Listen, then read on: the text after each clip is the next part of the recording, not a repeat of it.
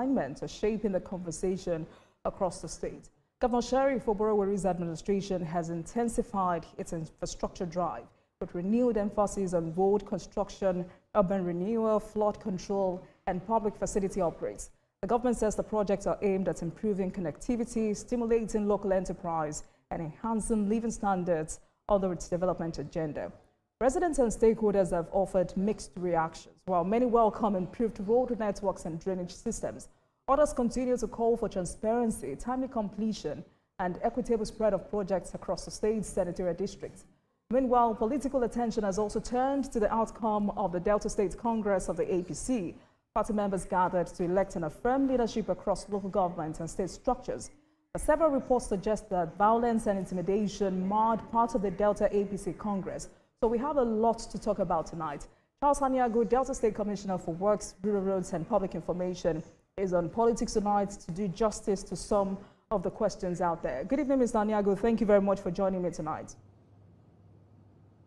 Good evening, Jumoke, and thanks for having me. Thank you, sir. So let's start this conversation with an update from you to Deltans and perhaps Nigerians who followed the campaign promises of the governor. First, there's a 78 billion contract awarded to Julius Berger for multiple major road projects in Delta State. Where are we on that? Well, thank you very much. I have followed through your remarks, albeit your introductory statements. And I must acknowledge that you have also followed through the developments in Delta, because you did mention that the governor is pushing through with a number of infrastructure development and many other aspects of the promises he made to Deltans in the course of his campaign in 2022 and 2023. And I can tell you that the election is not stopping him. The campaigns are not stopping him in any way. He's progressing very speedily and steadily with those promises he made, whether it's in the area of road infrastructure, building bridges, expanding our road networks, or in the area of expanding our education infrastructure, or also in the area of ensuring that we have functional health institutions. Not to also forget the issue of human capital development. Ibori-Suenu is running very fast and steadily on all those plans.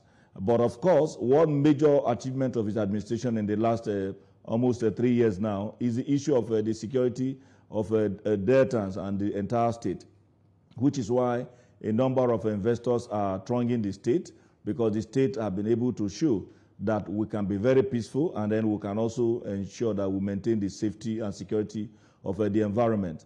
So a whole lot is happening. Perhaps in the course of this conversation, we'll take them one by one, and to also put it straight, that these developments are moving across the length and breadth of the entire state. You did talk about the bridges that were awarded to Julius Berger. I can tell you that beyond those initial 3 bridges and then the third one, which was a slipway around the roundabout, there are other projects that has also been awarded to Julius Berger. We have also ensured that Julius Berger is handling the Urumi Junction flyover in Abo, which is in a Kasad local government area and in the northern part of the state. We have also awarded another project and is moving steadily in a place called Otowodo Junction in Ugili in the central senatorial districts. The other ones you mentioned is in the Warri Agwe Aziz. So all those projects are moving steadily. That, of course, is without prejudice to many other constructions that are happening, either in the area of completion of the 15 bridges and roads leading to the Ode Shekiri, and then opening up a whole lot of communities in that Aziz, or also the over 30-kilometer stretch of road from a place called Ohoro Junction leading to Bomadi, and many other projects that you have very strong construction companies, either CC, ECC, or you have Levant, and many others. I wouldn't want to begin to advertise them. They are Niger Cat. They are all involved in terms of the many projects. We have, I'm sure you also are aware that the over close to 140 kilometers, about 137 kilometer stretch of the road from Koka Junction in Asaba all the way to Ugili has been completed. And so today you can travel to Warri in just about 1 hour, 50 minutes. So Jumoke, a whole lot is happening in terms of infrastructure and maintaining the peace in Delta. And Ibori-Suenu is not stopping. And I also remember that before the governor joined the APC, APC members in the states described those mega projects as a conduit pipe to misappropriate funds.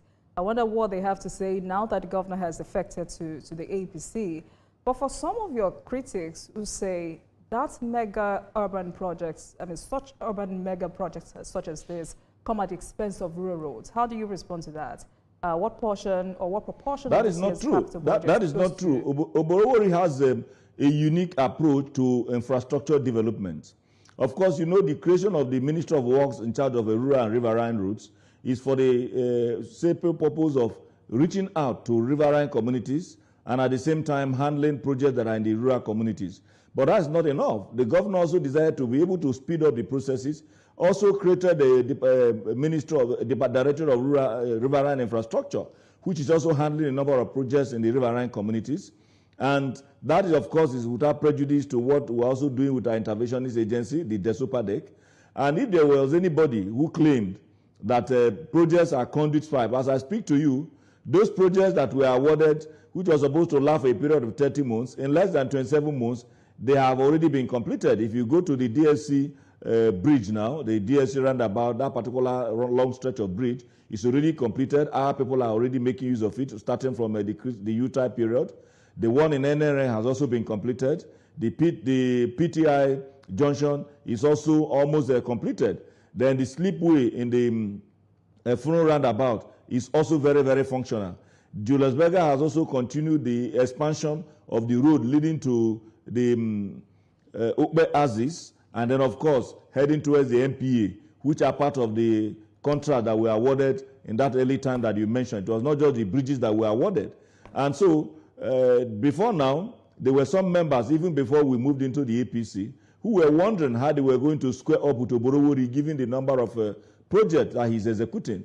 And good enough, they discovered that we all now found ourselves in one ship, and they are saying, thank God, that they didn't need to suffer to be able to campaign against him. And so those were some of the issues. Even the chairman of the party confessed that much, that in one of the days where he was passing through some of those bridges, the person riding with him asked, how are we going to campaign against this kind of governor? But now we are in the same party, and by the grace of God, a whole lot is happening in our state beyond those ones that you talked about. And so we are very comfortable where we are. Beyond that, Ibori have also demonstrated a whole lot of transparency and accountability in the management of the state's resources, which is why he can boldly say and beat his chest that we are solvent. Not many states can boast of being solvent. And we did not become solvent because Ibori is getting something extra than other people. It just happened that he's managing the ones that is coming to Delta State very judiciously and giving us results at the same time.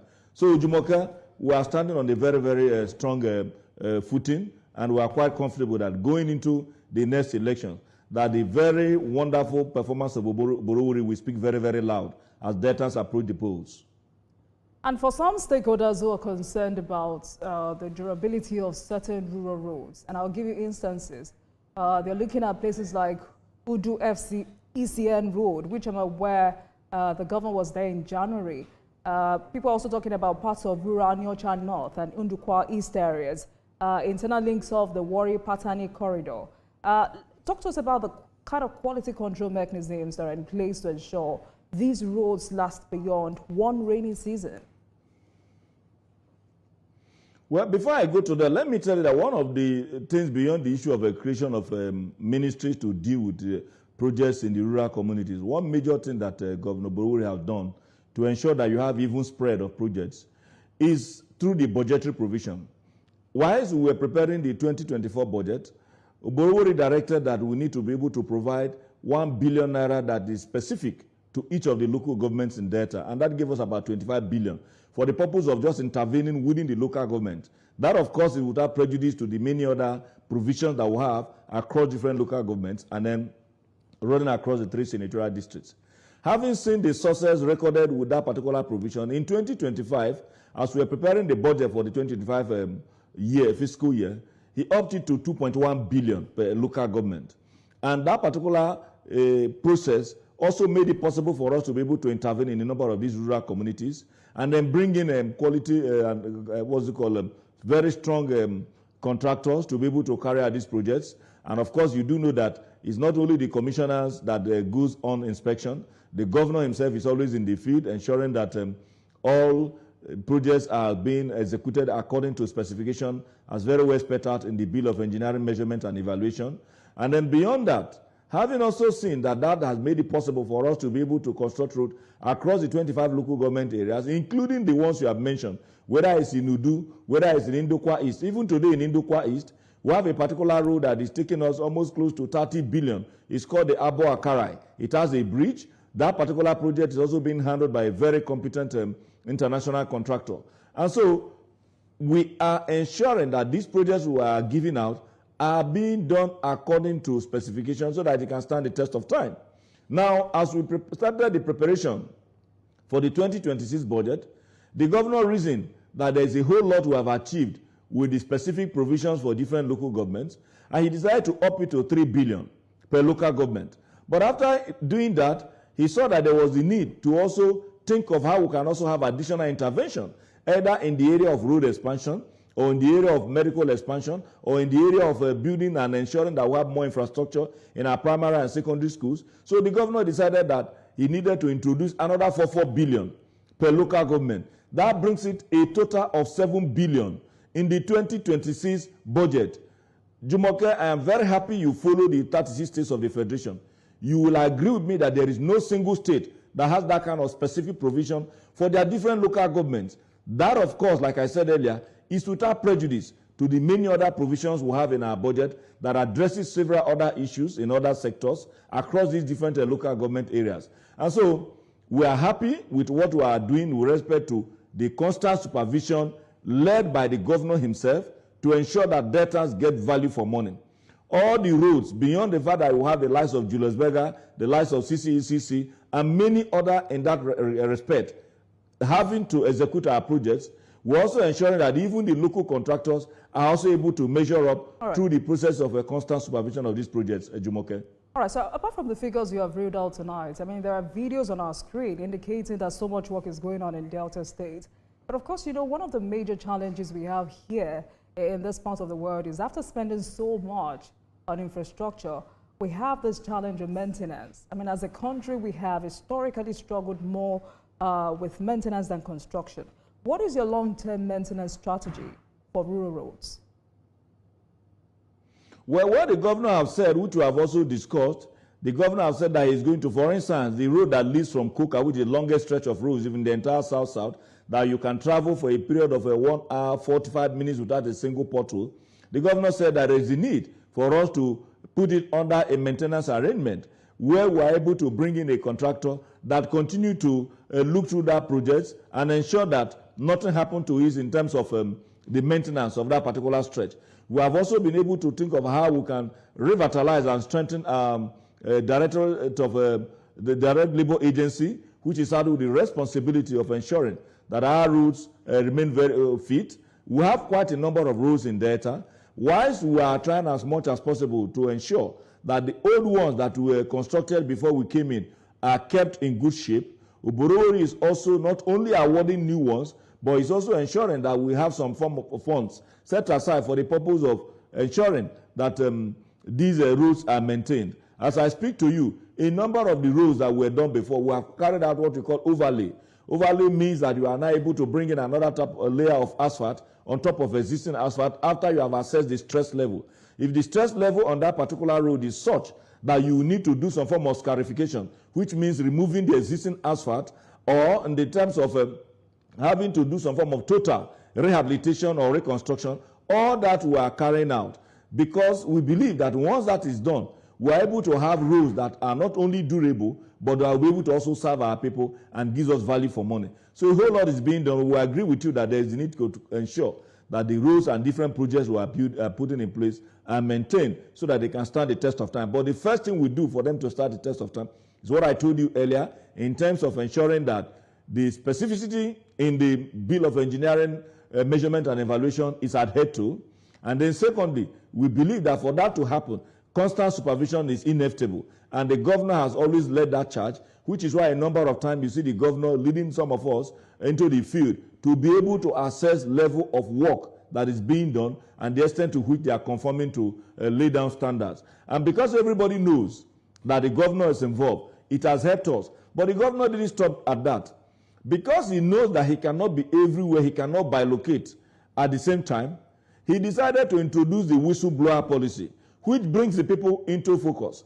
That is not only the commissioner in charge of different projects, or the governor himself, or even the engineers who are saddled with the responsibility of day-to-day supervision of these projects, but are the people themselves, because these projects are located in communities where people live.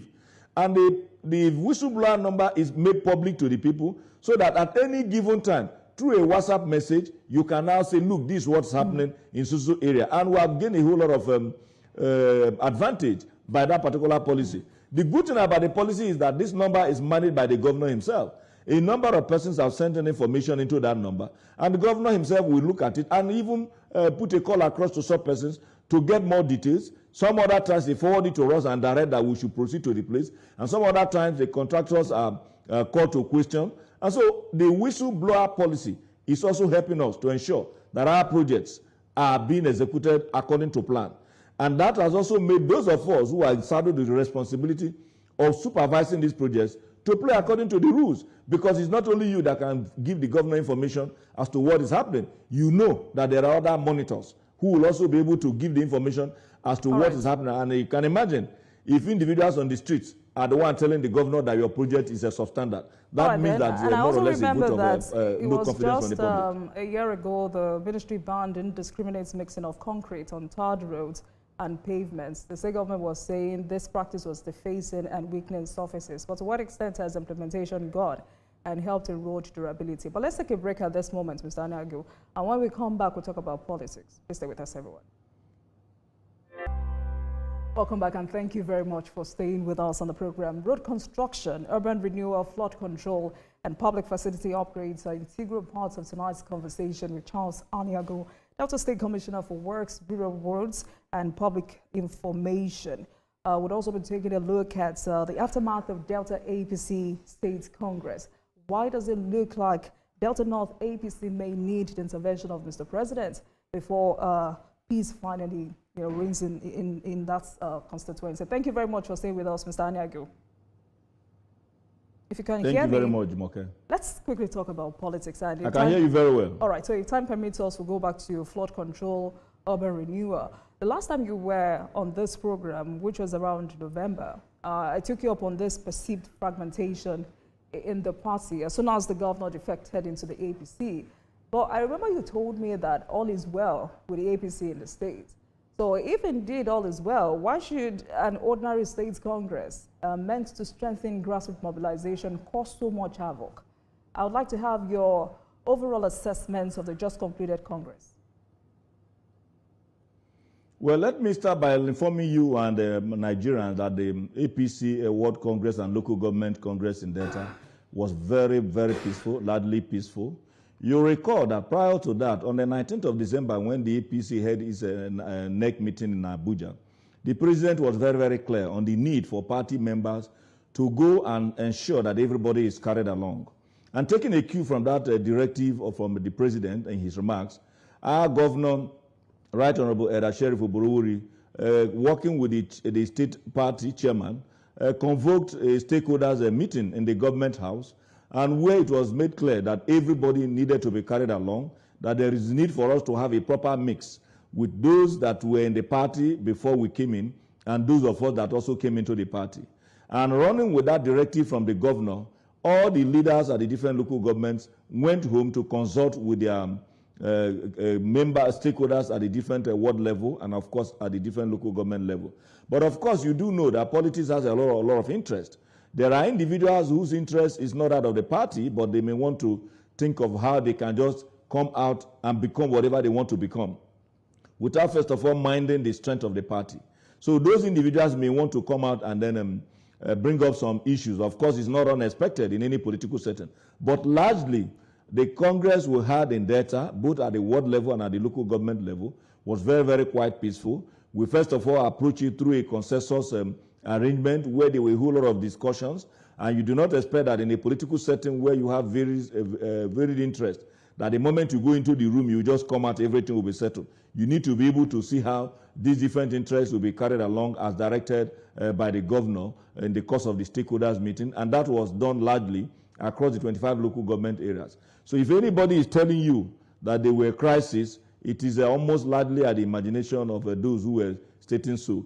Perhaps by the time you are able to bring in specifics, well, I will also be able to speak to those issues. But I can tell you that in Delta APC, all is very, very well.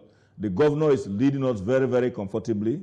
The project is speaking at the different ward level and at different local government level. So we'll have a whole lot to speak, to deploy in the course of the campaigns.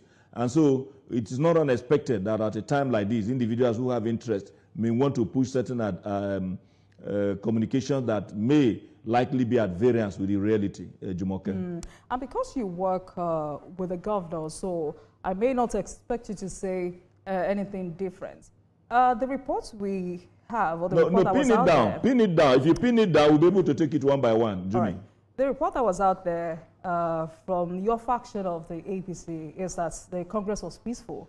The faction says there was no parallel Congress. But how do you define what happened in Ethiopia West local governments? Can you confirm to us tonight that there was an attack on Right Honorable Ibori-Suenu?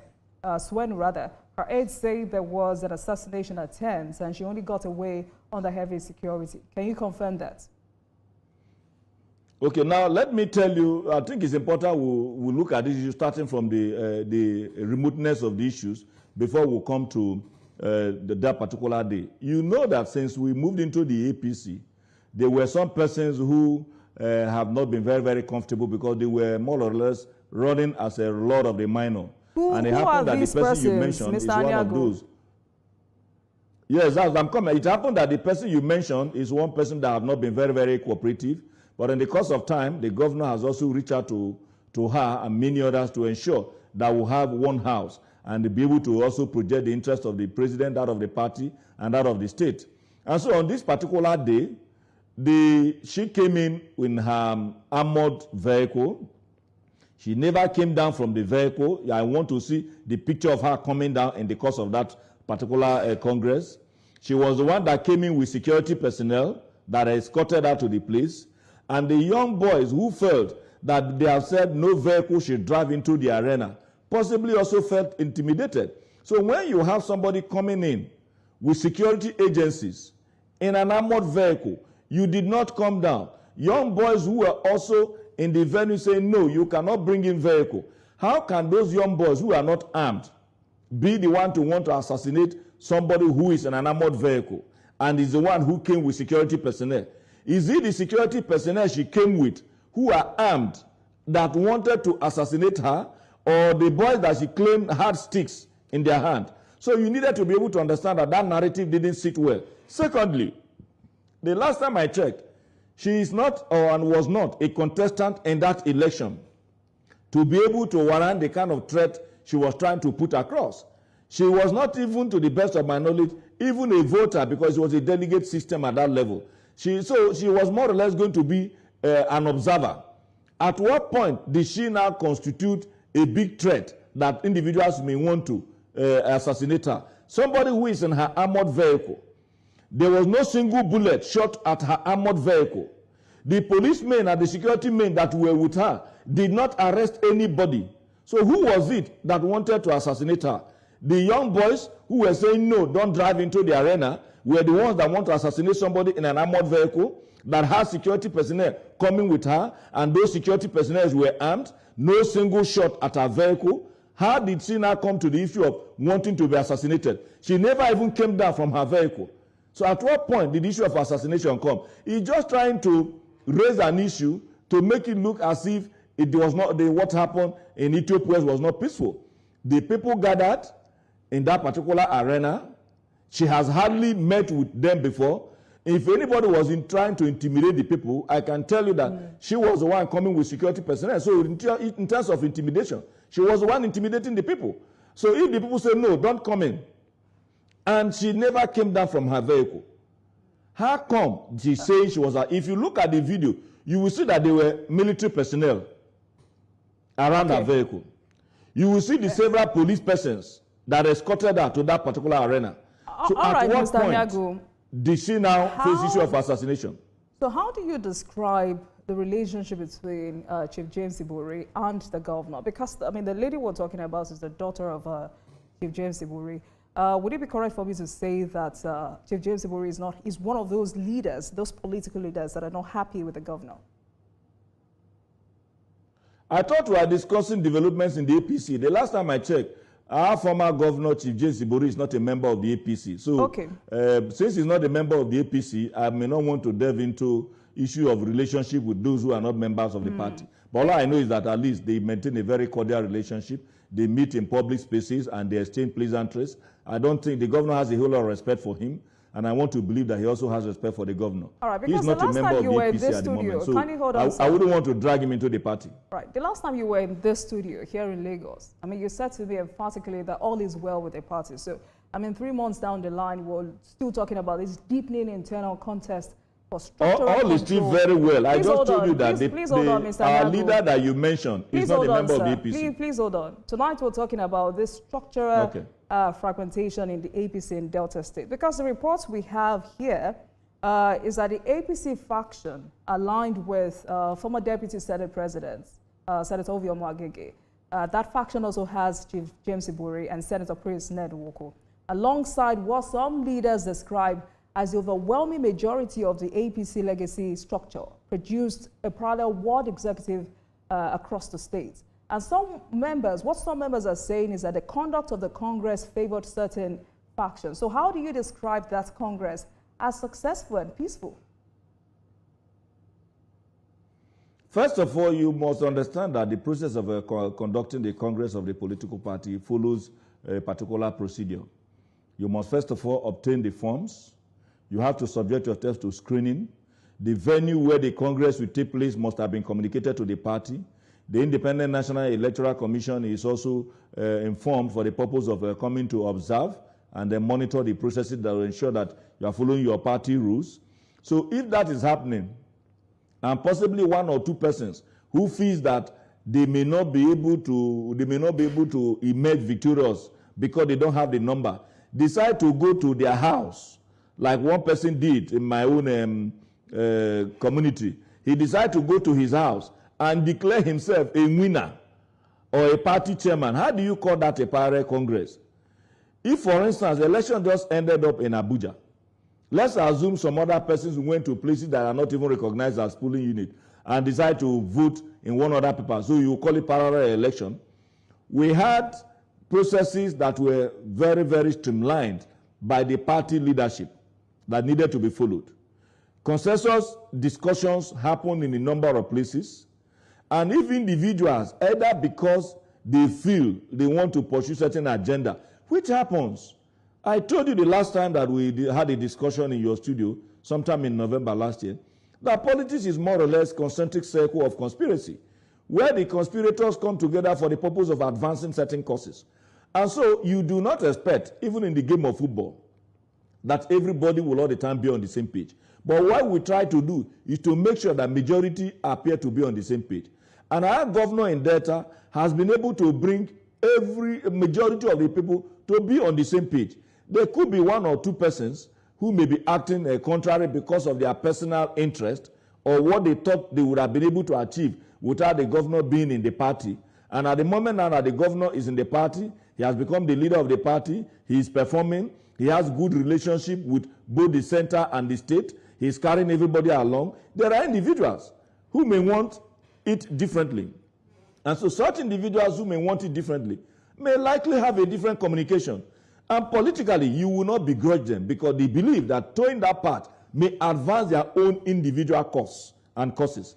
But in our own case, we are looking at what is the collective cause, how do we move our state forward, how do we help the president to be able to have a reasonable number of votes in our dear state, how do we also bring development to our people.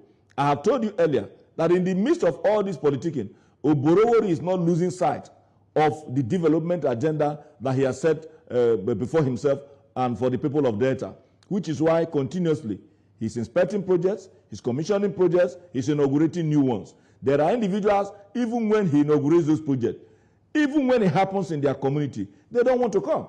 So if you don't want to come because you feel that this project is giving this man more pass mark, it is up to those of you in the media to ask them what kind of politics are they playing for those very few who may want to throw that part. But the rest assured, Jumoke, that the APC under the leadership of Ibori-Suenu in Delta is strong, is very determined to be able to deliver the president, to be able to deliver the governor, and most importantly, to be able to ensure that the dividends of democracy gets to the people on the street.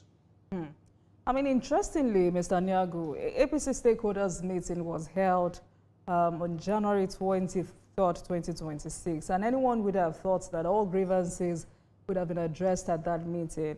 I mean, if indeed it was not just a gathering of party leaders, but a powerful demonstration of unity, strategic clarity, and forward-looking resolve, just as the party had put it, what could have gone wrong? Am I right to say that Delta APC is more divided than united after that meeting? And how would you also describe the leadership style of the governor? I have told you that when we had that stakeholder meeting, taking a clue from the directive of the president, the governor also impressed it upon all of us to ensure that everybody is carried along. The governor is somebody who believes that everybody must be on the table, irrespective of your leaning, either politically or otherwise. And so, in that regard, the governor is leading everybody in the direction that suggests and that indeed speak to the fact that he wants the party to remain one and he wants us to move the state forward. Right. That is the governor. Now, like you said, we are much more united than you talked about. If a few individuals either goes to the media because of their personal interest, Mr. Aniagwu, who are these individuals? Is it true? Is it also true? You are the one that told me that there are some persons that came. Okay, for instance. No, you keep denying. Is it also true? For instance, no, you have mentioned the honourable member representing Ethiopia West. Yes. You mentioned that and we have addressed that issue. She's not the only one involved in this. Who else? Except you have another person, I'm not aware of anybody. Is it true? Now, please kindly be, to the best of your ability, please be honest. Is it also true that the Ibori-Suenu faction are reportedly working to deny the governor the party's ticket for a second term? Is that true? Possible. First of all, I will please urge you to leave out the former governor, our leader, Honorable James Ibori, out of this discussion. He is not a member of the APC and so cannot be working to stop anybody. He's not a member of the APC. I'm not aware that he has joined the APC. But for the other ones, first, good and fine that you also followed through that stakeholders meeting. You saw former Deputy Senate President, Oviomo Agege, where he clearly made it known to everybody that the governor is the leader of the party and that he has respect for the governor. And I want to believe that he meant it. I have not heard him, either in any media house or anywhere, taking steps to suggest that he doesn't mean what he said then. And in any case, the governor is very much grassrooted. The governor is a consensus builder. The governor is also adding to that the fact that he's also bringing development across the length and breadth of the 25 local government areas. The governor is somebody who have also been able to show that indeed our resources can be managed very prudently. With all this in his report card, how do you think anybody will just navigate to a dreamland and begin to think of how he's going to stop him from not only even becoming the candidate of the party, but winning the election? So, Jumoke, my dear sister, take it to the bank that Ibori-Suenu is very much in charge, not only in terms of the political space of Delta, but the governance of the state is very much in safe hands in the person of Sheriff Ibori-Suenu. Right. And so, whatever rumor or side talks that you have seen, it happens everywhere, that individuals, one or two persons, may want to paint pictures that are at variance with reality. Take it to the bank from me that Ibori-Suenu is very much in charge and all is very well with the APC in Delta. All right. In the days ahead, we'll see if indeed Delta APC is no longer playing catch-up, but setting the pace. But let's go back to the infrastructure drive of the governor. I want to also talk about urban renewal, which can mean different things. For some, it's about beautification. For some, it's about demolition, reconstruction, or economic revitalization. So in clear terms, what does urban renewal mean under this administration? First of all, in our own case, we are mixing our urban renewal to include the issues of, number one, reinventing our urban centers, ensuring that they become cleaner, redefining the skyline by the nature of projects, and ensuring that those projects at the end of the day provides opportunities for our people, and at the same time, making the environment much more livable, which is why we are tackling it from the aspect of the environmental issues. You talked about what we are doing with respect to erosion control, because we believe that in doing so, we would have been able to also save the environment and save infrastructure. There are a number of areas that are prone to flood, and effort is being made very vigorously through the construction of storm drainages across the length and breadth of some of these urban centers, particularly in Asaba and in the Warri, Uwe, and of course, Ukpe Aziz, where you have a whole lot of minutes of flooding that is being done.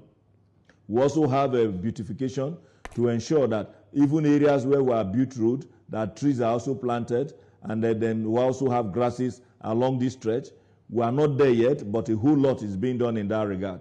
But beyond that, you could see that a number of our roads are now well lit, which means even at night, you have brighter roads.